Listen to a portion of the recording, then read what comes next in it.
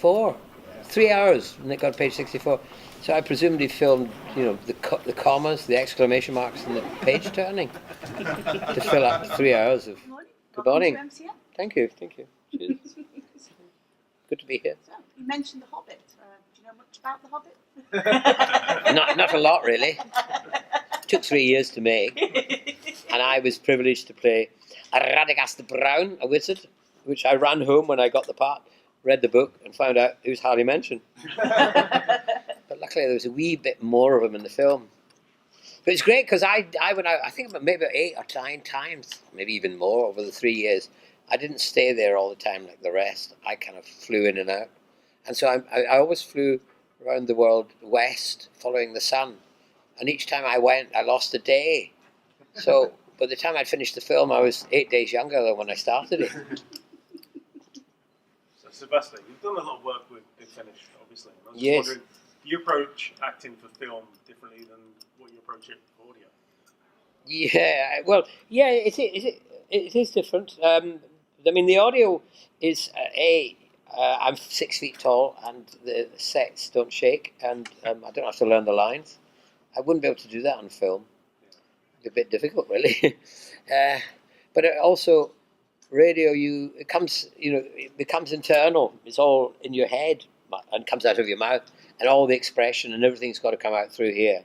And it's very enjoyable to do. It's a very kind of inner kind of concentrated thing. Whereas film, as you know, it's visual. But film is different from theatre acting, because theatre acting is like painting with a big, broad brush. It has, depending on the size of the theatre, but, when we were doing King Lear, touring the world, we were playing 2,000 seaters. So you had to be big and bold. And then you have to do a film, and it's like painting with a fine Japanese brush. It's kind of, again, that's internal. I love that. It's kind of orgasmic sometimes when you feel you got it right. Not very often.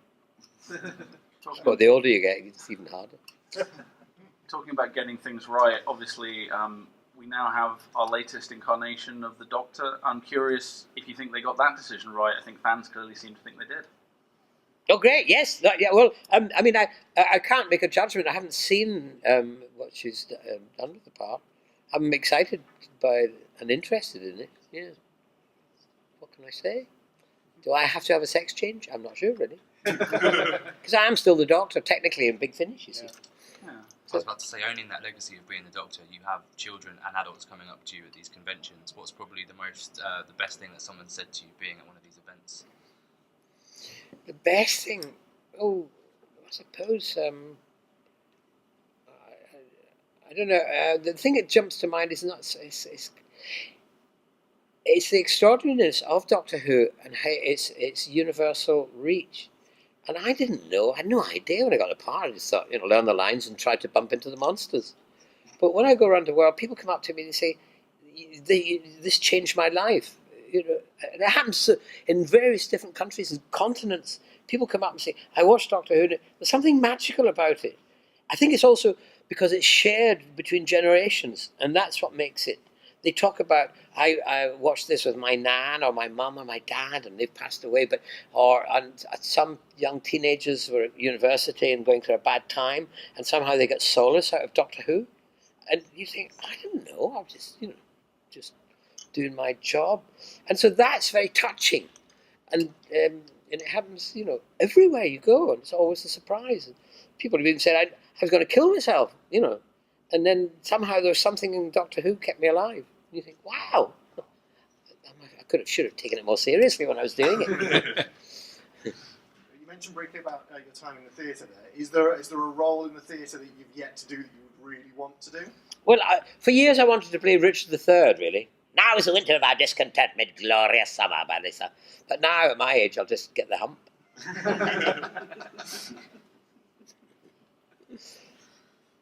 So I was just wondering, are the lunches a Big Finish as legendary as a Big Finish? Oh yes, they are. They are. They are. It's the best restaurant in town, honestly. And Toby, who does, he records the things. He runs the studio, and somehow, miraculously, he produces these astonishing meals.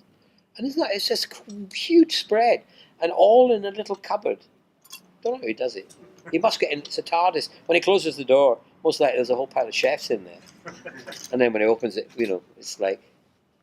Yeah. He's doing the Big Finish productions a bit like a reunion when you get to work with people you've worked with decades previously again. Yes, no, that is the lovely thing. It's also the terrifying thing because sometimes you can't remember them. But especially you get to my age, you think, oh God. And they come up and say, oh, how nice to see you. And yes, he said, we worked together before. Of course I remember. Yes, just testing you. But it's funny, with fans, they come up and they say, oh, do you remember me? I met you 10 years ago. And now they're a young man wearing a beard. 10 years ago, they were a kid. And I've got to say, oh, yes, now I see you without the beard.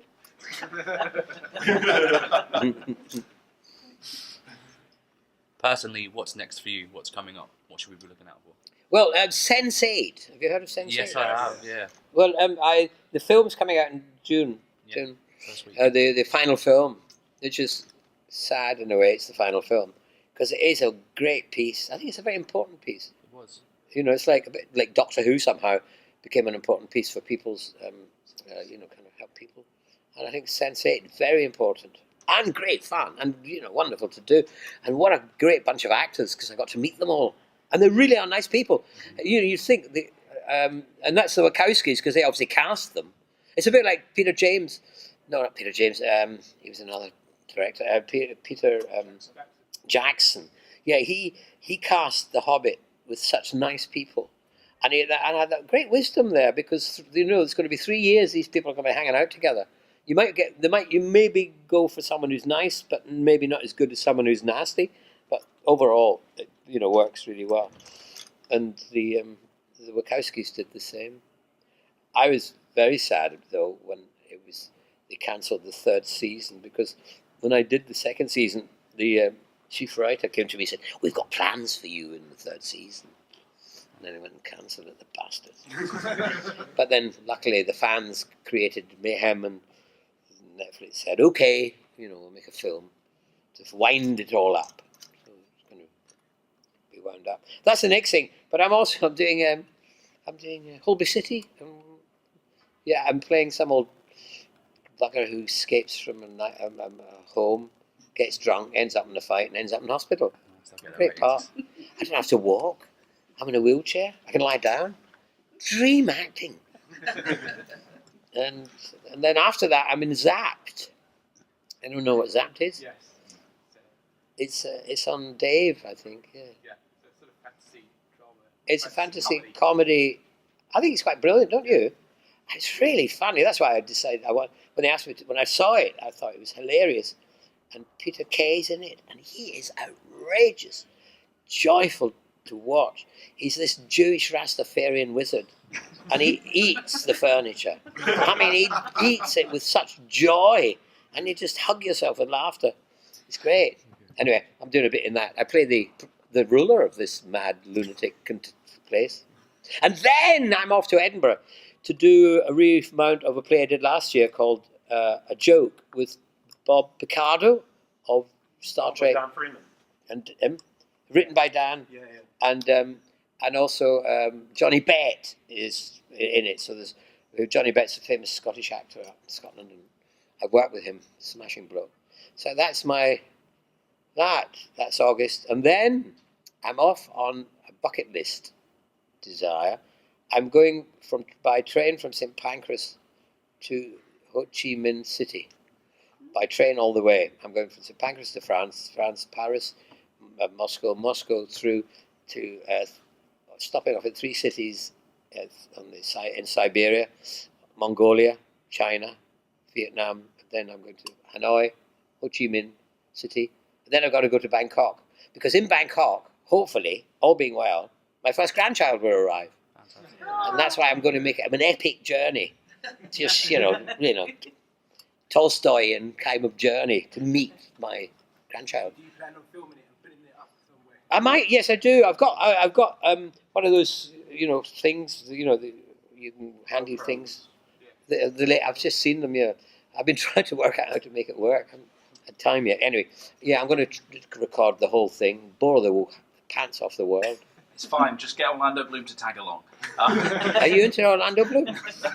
Who isn't? I think. Oh, I know people who aren't, but anyway. Talking of lunatics, I'm afraid we have to let you get back to the ones downstairs. All so right. Thank you. I thought you were talking to lunatics. Right. Cheers. Thank you. It's called Benedict Cumberbatch. Because it was in The Hobbit, well, you might know, as of The Hobbit. It's a wee film. No, it was a wee book with 3 giant films.